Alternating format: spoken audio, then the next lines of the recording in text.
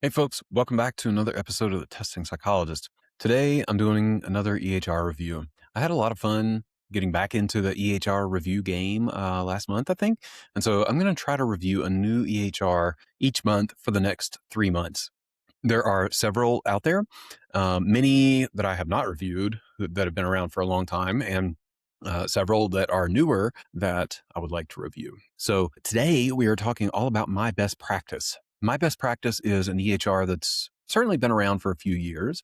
Uh, it is founded or built, by a psychologist, Dr. Ryan Fuller. I've met Ryan, great guy, super kind and knowledgeable. And what I like about my best practice, or what initially turned me on to it, is that Ryan actually runs a practice and is familiar with testing. And I think that goes a long way in building an EHR. So I dive into all the features here. As usual, this is meant to be a kind of a blind walkthrough of the EHR just to gauge ease of use and initial impressions for someone just onboarding to the EHR, and give some impressions on how appropriate or helpful it might be for a testing practice specifically. So, little teaser. I mean, there's a lot to like about my best practice. As with any EHR, there are some things that make it a little tougher, I think, to use for a testing practice. But all in all, a good EHR and certainly worth a look. So, if you are listening to the audio here, I would encourage you, if you have the opportunity, go check out the YouTube video, just because it gives you the full context. Obviously, you can see the screen recording and see everything that I am while I am reviewing the EHR. But I do try to make these recordings descriptive enough that you can still take away quite a bit just from listening. All right. So let's see. This episode, I think we're in June now, which means we are getting close. We are closing in. We are less than 2 months away from Crafted Practice, which is my in-person anti-conference that I do each summer. This will be the fourth year. It's a small group event of less than 20 psychologists by design. Like I said, this is meant to be the anti-conference where you get to sleep in, you get spaciousness and open time to actually implement the ideas that you're learning and connect with other people.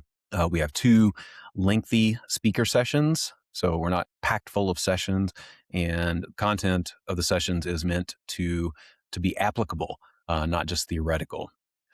There's a lot to take away from this event, and past attendees have just consistently commented on how surprising it is that they get to form such close connections with other attendees, and build those relationships that I think carry us through the difficult times in our practice and the great times in our practice. So if you are needing an anti-conference, if you want to get away for a few days in a beautiful place and do some hard work on your practice and implement some ideas, but also go to happy hours each evening and relax and decompress, could be for you. So check it out at thetestingpsychologist.com/crafted practice. All right, let's get to this EHR review for my best practice. All right, folks. Hey, welcome back to another EHR review. So today I am reviewing my best practice. My best practice has been around for a few years now, and I had some great conversations with the founder, Dr. Ryan Fuller, who is a psychologist, when they came out, and I'm just now getting around to doing a review, which I'm excited about. So typically on these reviews, I am just cruising through the software as a first-time user, really commenting on ease of use, accessibility, and really paying attention to how well the software is going to suit a testing practice. So that's what we're about here. If you are listening to the audio only, I would encourage you to go check out the YouTube video for this particular episode, because you can, of course, get the visual of the software while I'm clicking around, and you don't just have to listen to me describe what's happening on the screen. All right, so let's get into it. So my best practice, like I said, founded by a psychologist, designed by a psychologist. I know that Ryan does do assessment in their practice and is very familiar with assessment. So I am excited to check this out. I've also heard good things about my best practice over the years. And perhaps, well, not most importantly, but pretty importantly, the pricing is very, very good. So we'll get that out of the way here in the beginning. My best practice is $39 a month for the first practitioner and then $19 a month for each additional practitioner. And they allow unlimited administrative accounts, which is also a nice perk. So, with that in mind, let's jump into my best practice. So, right off the top of my head, so I signed up for my best practice. They do offer a 2-week free trial where you don't have to put in a credit card, which is always great. Um, there was a little bit of confusion when I signed up. So I got 3 emails from my best practice.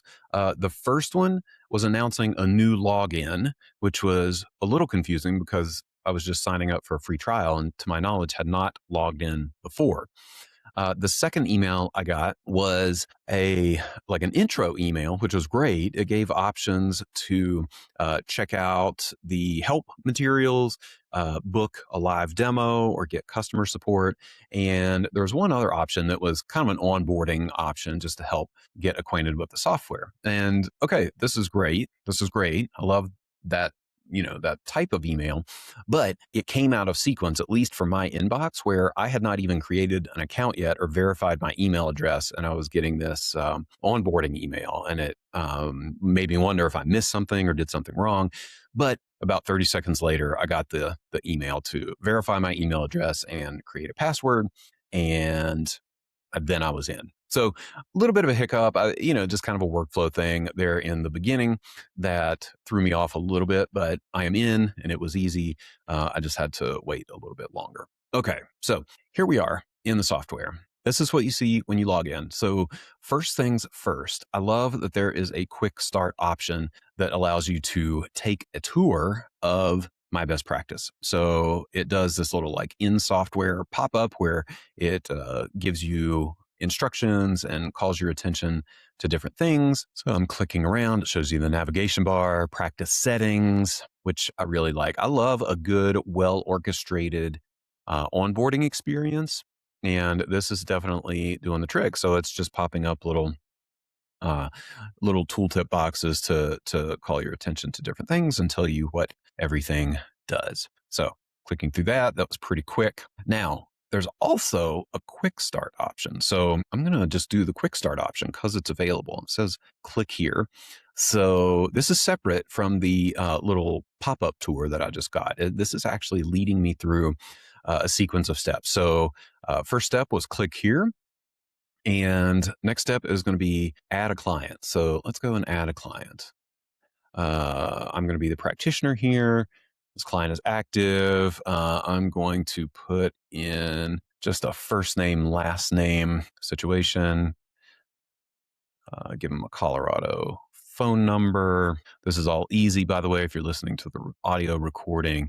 It's just asking to put in client's contact info. All right, what is this client's birthday? We're going to call this client. We're going to make them a minor just so we can see what that might trigger. Okay. And then you can assign tags. Okay, so this is interesting. I don't know what tags might exist. So let me click on tags. You can create new tags. Now, I'm guessing this is going to be some way to organize and interact with clients, but I don't know what that is yet. So we'll tag them with demo just to see what that happens. We'll also enroll them in the client portal and in reminders. So you can choose whether they get text or email reminders. You can also choose a cohort. So this is interesting. I don't know about this wording. Cohort is a little unclear, but when you click on cohort, then it gives you the option to do the adult intake packet or the minor intake packet. So I'm going to click minor intake packet, which I really like that it's just streamlined right here in this add client screen. So I'm going to go ahead and add that client. Success. You've added the client and you can add more details. So let's click on add client details and see what happens here. All right. So this takes us to a new screen. Tells us right at the top if there is an upcoming appointment and that the client is enrolled in notifications. It's great. You can add notes. You can change different demographic characteristics. All right. This is great. Yeah, this looks pretty straightforward. There's a referral category drop down where you can look and choose any number of referral sources. I really like that that's built in. All right. So yeah, again, you can put notes for the client. You can do custom fields. and some invoice memos here. So I'm going to go ahead and save these changes and then go ahead and click through these different options. So professionals, this is all under the client tab or on the client page. So professionals, that's the practitioners assigned, contact info, email, phone number, address, contacts. So this will be like a parent. Go ahead and add one of those. Let's see. We'll do mobile number. This is a parent, but you can choose mother or father. I'll go ahead and do mother. And type in the name here. Give them a phone number. 789. There we go. All right. Now all this is obviously just as a placeholder, but we now have a client contact. This is great. All right. There's a billing section for the client. Nothing there at this point. Cohorts. This is again minor intake. So you can edit the cohorts. Curious what that looks like, but I'm not going to go there right now. Events. Wonder what events is. I am not sure.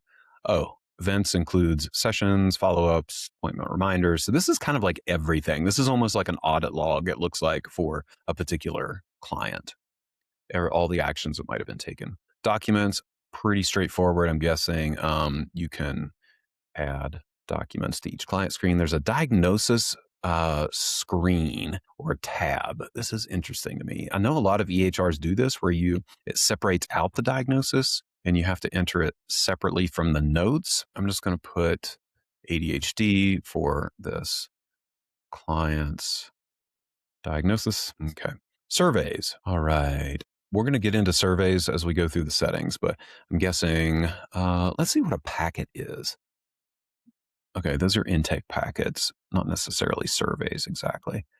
Let's see what take survey is. Okay, so this is outcome measures. Gotcha. So you can assign any number of publicly available outcome measures. There's a huge list here. Some of the ones that stand out, it's got the ACEs, it's got the ASRS, it's got, let's see, the CAT-Q, it's got the CY box, it's got the Y box. There are tons of open source assessments here that you can utilize. So I'm just going to go ahead and assign an ACEs and say take survey. Okay, and this actually transitions straight to the survey. So we don't want to do this right now. So I'm going to go back. All right, so you can either take the survey or send the survey, which is cool. Metrics, interested in metrics. These are routine outcome measures. It's going to graph the scores on these outcome measures, which is also cool. Client portal.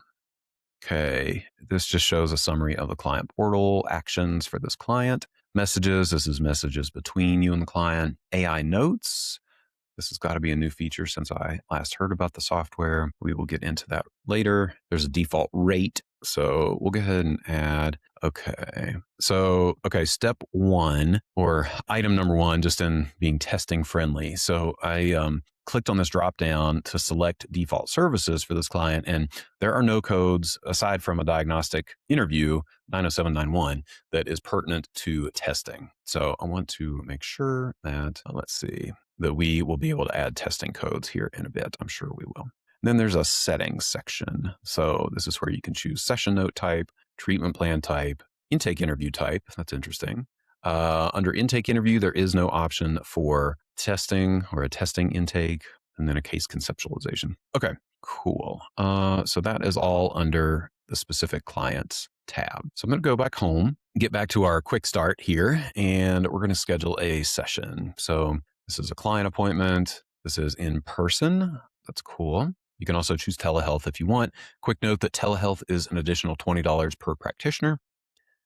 Okay, we're going to select our client here. We're going to select service. Okay, this is where, again, there's no option to choose testing, but there is an option to add additional services. I will do that in a moment. For now, we are just going to schedule a diagnostic evaluation. All right. Now you can select the day and time. Let's just go ahead and say that we're going to do this today. And it's going to be 120 minutes, one time only.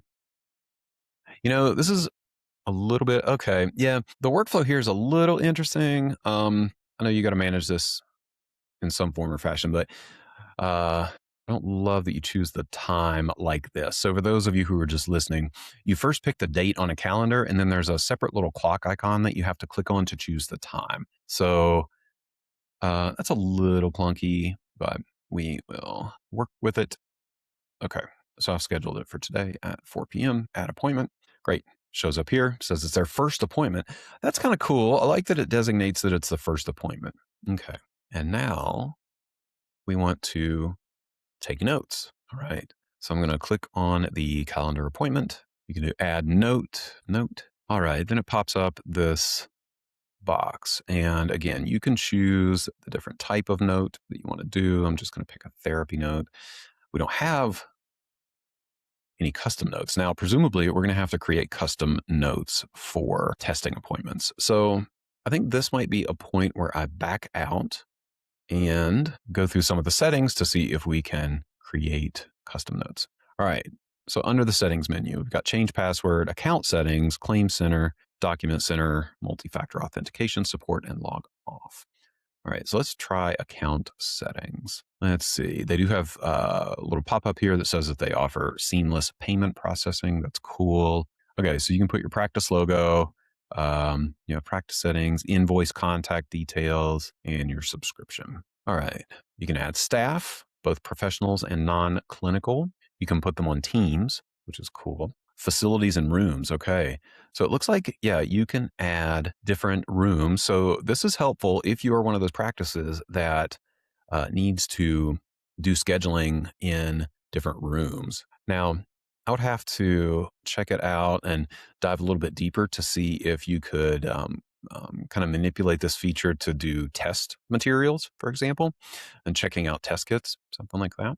But you can at least schedule rooms separately. All right. So under codes and metrics here in the settings, we have the CPT codes. Now, looks pretty easy. I'm going to click add new CPT code. Gives you some options to either discount it, prevent an insurance claim. That's great. Or prevent an appointment reminder. All right. So we're going to say this is an individual appointment. The CPT code, there's no drop down here. So you have to know your codes. Go 96132 and then just say testing report writing, thinking time, and feedback, and enter the length in minutes. Okay, so we do have 96132. Going to add a couple more. Again, this is individual.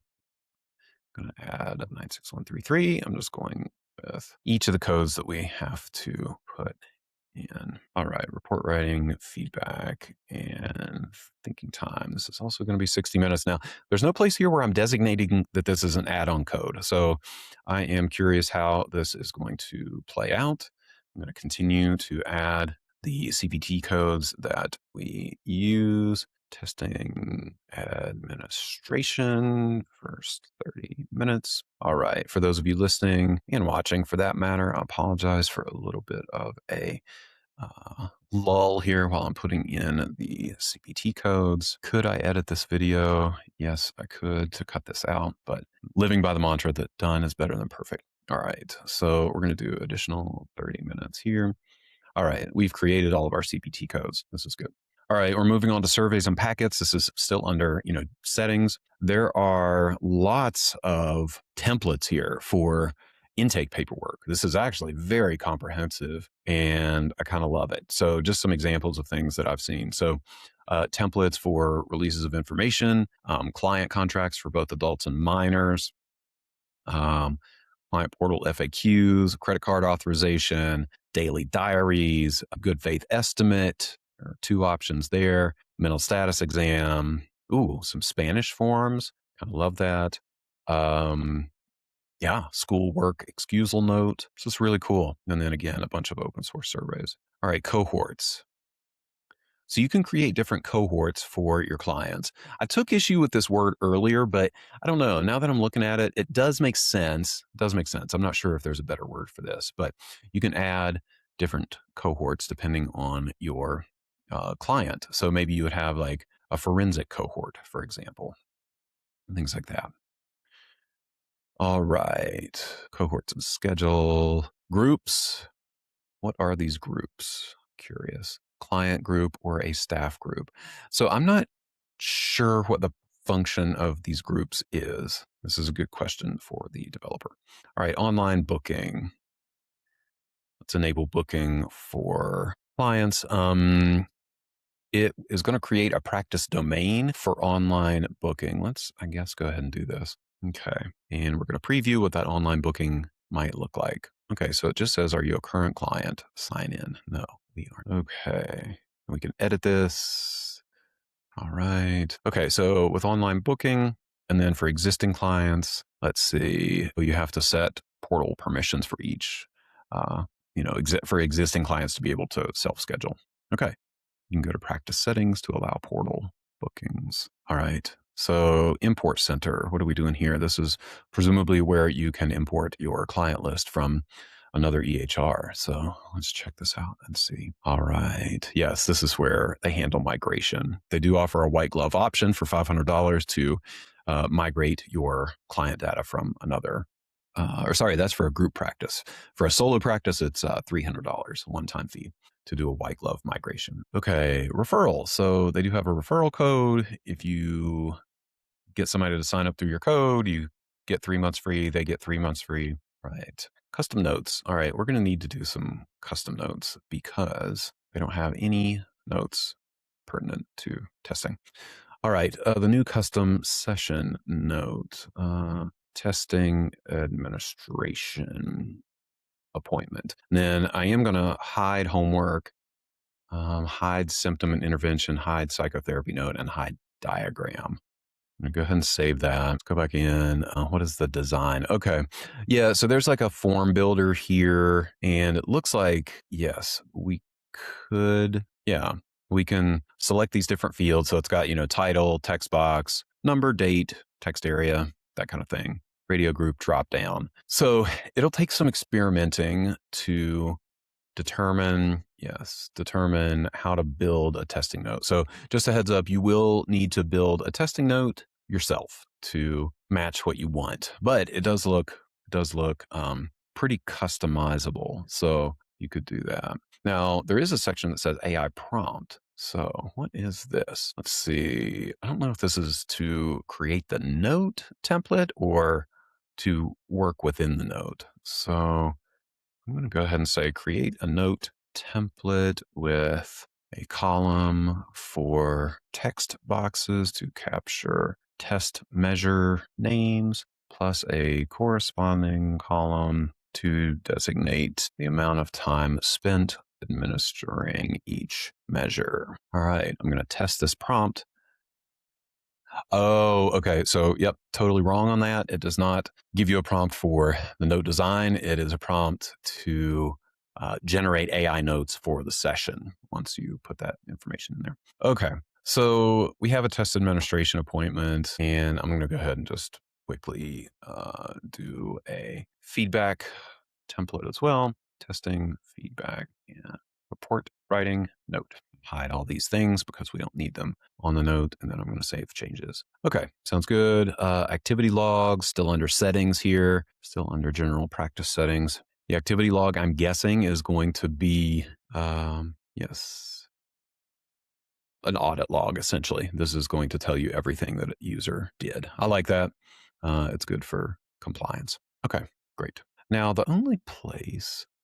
So there's a reference here in online booking to change things in your practice settings. Where is practice settings and how is that different from what I just looked at? Okay. There was account settings, support, so there's a whole other practice settings that I'm not sure how to access, at least at this point.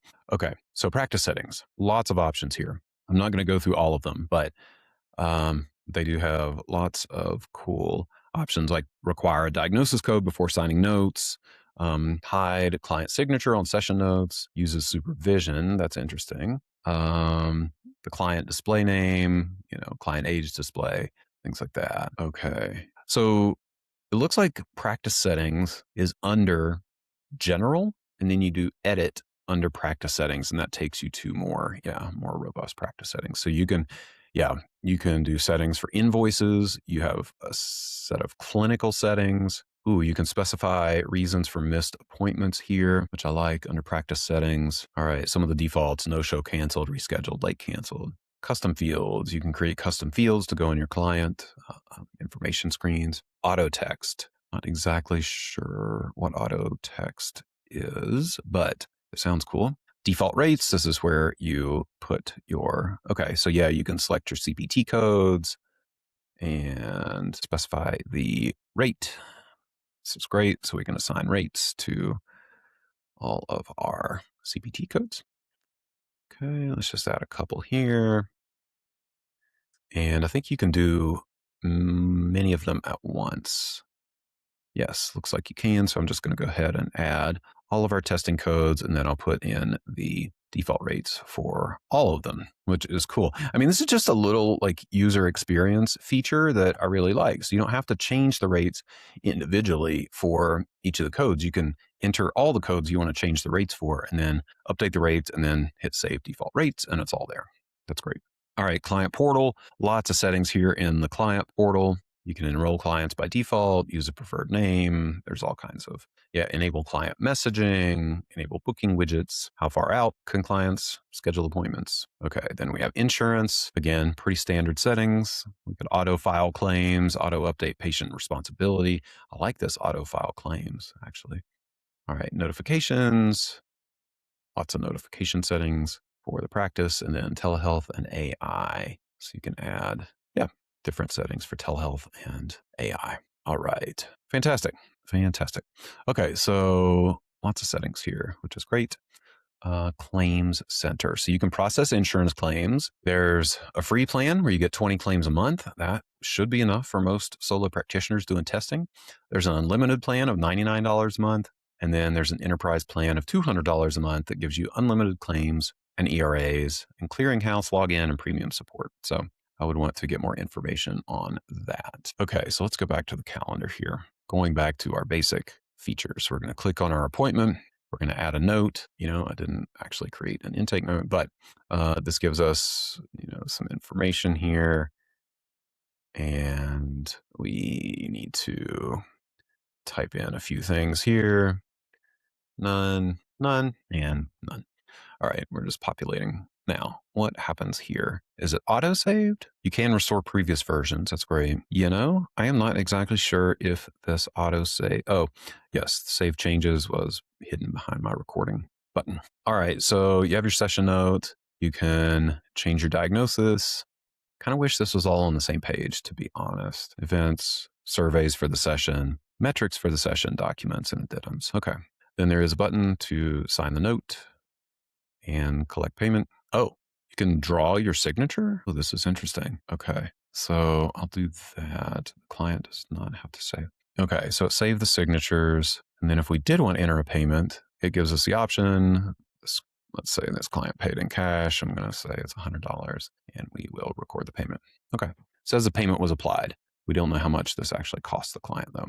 Okay, great. So we're in. All right. And it does show now, there's a little icon to show that the note was written and there was a $100 payment applied. I like this. Okay. Let's go ahead and check out the rest of the tabs up here now. So under sessions, let's see, this just gives you a list of all the sessions for a given time period, which you can specify. You could do yesterday, last week, next week, last month, or a custom range. And you can choose, you can select by practitioner or, type of client or specific client. That's pretty straightforward. You can search, of course, as well. Under the clients tab up at the top, this lists all of your clients. So something that jumps out right away, there's a really cool system here where they give you some important information about each client in a really easy to understand way. So for those of you who are just listening, there's a list of clients, and then for each client, there are several columns. So date of birth, status, and then a few columns that give you this important information. So contact information on file, intake packet sent or not sent, portal invitation sent, accepted or not, treatment plan present or missing, payment method present or missing. And it's just, it has a little X or a little check mark under each of those columns to tell you whether that client information is there, which I like. First seen, last seen, sessions, balance, and then you can delete them. So I really like that. Let's go to the billing tab now. Under billing, Again, just some summary information. It gives your appointments. There's, the different characteristics, CPT code, description, charges, payments, that kind of thing. There is an actions button where you can apply a payment, apply a write-off, or delete. All right. I like this. Let's go to reporting. I do love reporting. So you can run a billing report. You can do a billing versus collected report. All right. You can look at a write-off report, forecasting. This is interesting. I assume that when you put more appointments into the calendar, it's going to forecast your income. Payroll. So you can run a payroll report, and it says use allocations or use professional from closest appointment to payment. Not exactly sure what that might be. Let's see what happens when I run. Yeah. Okay. So there's some settings that we would have to do to make sure that payroll is accurate, but it looks like you can specify the different allocations for, how you pay people essentially. Note status report. Okay. This tells you if notes are missing or signed or locked. Okay. So there is a locked feature that I have to go find. Missed session reason report.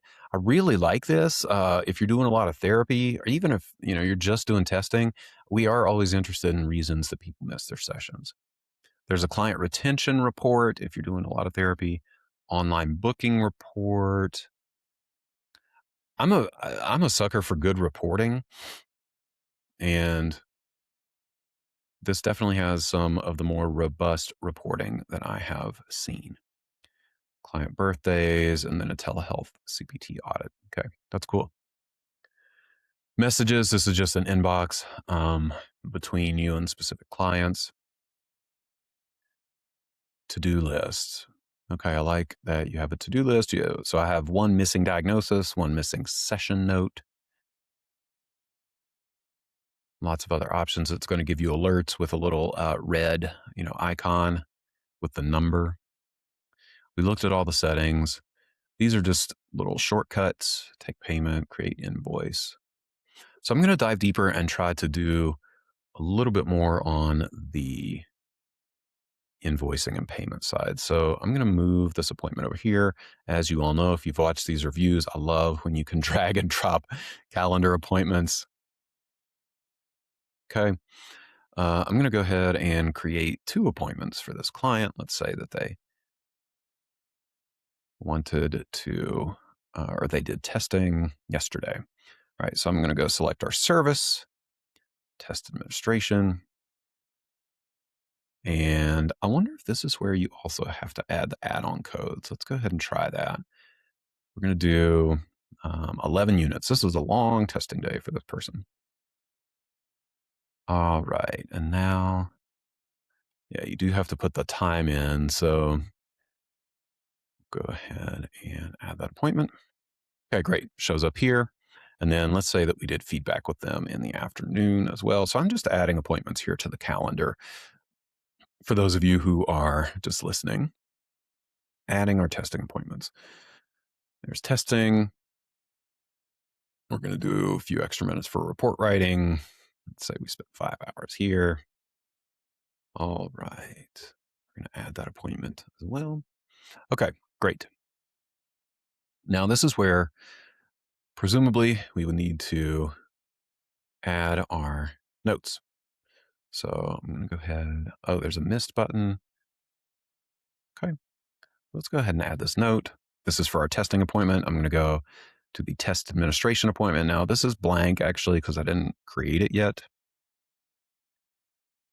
I can't type anything in there. It is saved. And that's it. Now, how do I lock this note? I'm going to go ahead and sign and save. And maybe I need to do more here. I just can't. Oh, okay. Okay. So you have to go to the diagnosis page, and that's where you can click lock. Okay. So I'll go ahead and lock that note. Oh, that's a treatment plan. Hmm. All right. So I'm not totally sure how to just lock a note. Clicking around, there's some options. You can click on treatment plan, case conceptualization, or intake interview. And I'm not totally sure how to just lock a general note or if you have to do a treatment plan or case conceptualization or intake for all of them. Okay. Surveys, metrics, document. So let's go ahead and pay now. I'm going to say that they paid by check. It was, this says $1,200. Oh, so this is a little confusing. It says record payment. It gives you the client balance, not the appointment balance, but then it does default to the appointment balance in the payment amount. So let's go ahead and record that payment. All right, great. And then we can go to the next appointment using this arrow, which is kind of cool. Again, we'll just do feedback and report writing note. We don't really have anything under here. I will go ahead and sign it. Don't know if I like this signing, the manual signing, to be honest. Okie dokie. And we got our diagnosis, but again, I'm not sure how to actually lock these notes. All right. We'll do pay now. Client balance is $900. They're paying by check again. And it defaults to 1,000. This is interesting. If the client balance is 900, because we have an unallocated $100 payment from earlier. So let's just say that they did pay 1,000. Okay, great. I'm going to go back to the calendar, see what this looks like. Okay, yes. So still a little confused on how to lock notes. I'm sure this is in the settings somewhere that you can set it up where you don't have to have a treatment plan, and maybe it's built into doing the custom notes as well. All right. Now, we didn't go through insurance and submitting insurance claims and what that might look like. That's always hard to do on these demos, but we were able to pretty easily create appointments, both testing and uh, feedback appointments. I would love, let's see. So it says add note. I don't necessarily want to add the note. I just want to view the note that is present for this appointment. And I'm not totally sure how to do that. Let's go to the client. See, these are the little like user interface things that I like to check out. All right, so I'm just looking in the client settings to determine where I might be able to find these appointments, and maybe wasn't a super easy way to find that. Yeah, that takes you back to the testing note. Yeah, so a little bit of a navigation, just a user experience thing here. I would love to just see all the clients' appointments. Maybe it's under events. Yeah, yeah. You can see the events. It is saying no note for some of these sessions that I did. I thought I entered notes for. So I would have to go back and check that out. Yeah, there's an issue here. I just can't figure out how to, lock or sign all the notes, in like a final way. Okay. And billing. So lots more billing events now. Yes, it tells, this client's balance, and that information is relatively easy to find here. Relatively easy. I mean, it does show the payments. It shows some of the, pretty detailed information. I would just want to, oh, for some reason, this is cutting off. Yeah, it doesn't quite fit in the window, which is also interesting. All right. So I'm going to go back to the beginning here or to the home page. All right. And as you can see, this dashboard has kind of disappeared. The quick start has disappeared. We've done a lot of stuff. I want to do a couple other things just on the appointments. You do have the option to schedule a non-client appointment, which is cool. So let's just say my kids are super active in athletics. So I'm going to say this is a track meet tomorrow for 4 hours. Anybody who's done a middle school or high school track meet knows that you're there for a long time. So we're going to add the appointment. Okay. And it shows up as a personal meeting on calendar, which is good. Okay. I think we're starting to wrap up here with my best practice. All in all, I liked my best practice. There are lots of things to love about it. So, off the top of my head, the things that I like the onboarding. That was pretty simple. It is a guided tour, which I really enjoy. It clicks you through and guides you through the different steps to use the software. I feel like I was able to use the software pretty well right from the beginning, and that was great. Now, what else do I like? I like that, the calendar is laid out pretty easily. You can move appointments around. You can create appointments pretty easily. Um, I like that there are so many options for reporting. I like that there are many settings. You can tweak a lot of settings. So it's pretty customizable without being overwhelming. I think if I went through and spent, maybe an hour just customizing all my settings, then it would be pretty robust and handle a lot of the features that I want in the practice. Online scheduling looks pretty robust. I couldn't do that, just from being a demo client, but the client portal looks good. You can send forms back and forth. Lots of built-in form templates, lots of built-in outcome measures. So there's a lot to like here. It's laid out very simply. I think the UI is pretty good and easy to navigate. Things that were a little more difficult for me.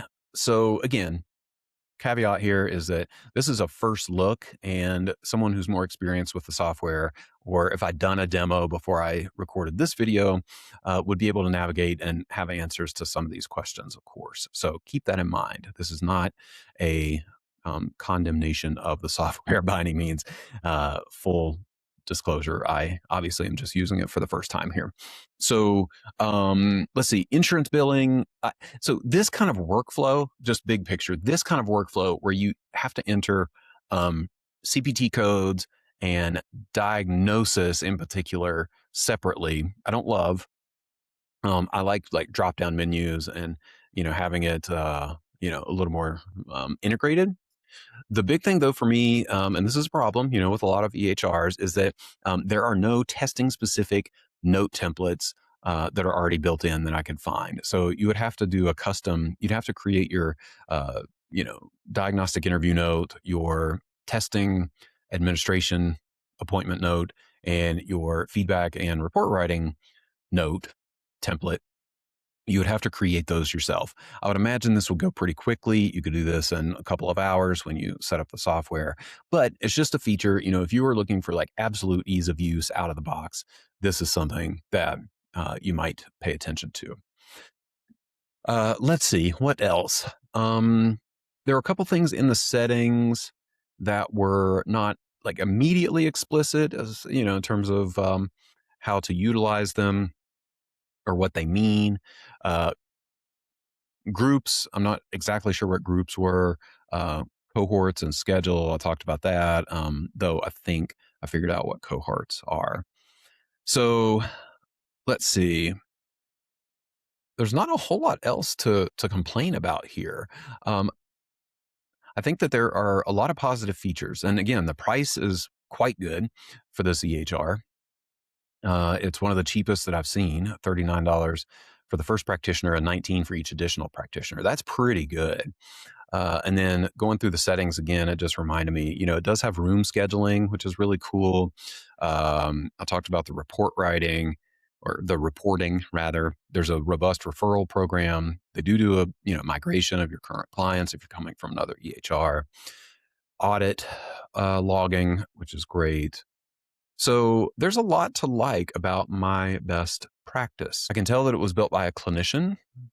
Just some of the features, are very clearly designed by a clinician, and that's always nice. So on the whole, if you can get over the need to create custom note templates and do a little bit of setup at the beginning, which is something to be expected from any EHR, to be honest. This could be a good option for a testing practice, especially if you're solo, especially if you're cost conscious. The one question mark that I'm still left with, and this is just by nature built into these demos, is the workflow with submitting insurance claims and reconciling ERAs. That is a big thing to check out, especially if you're an insurance-based practice. Just trying to get a good sense of what that looks like before you commit. But all in all, not bad, not bad at all. I could see using my best practice and having it be helpful for our practice. So, as always, thanks for checking this out, and thanks for listening. Thanks for watching.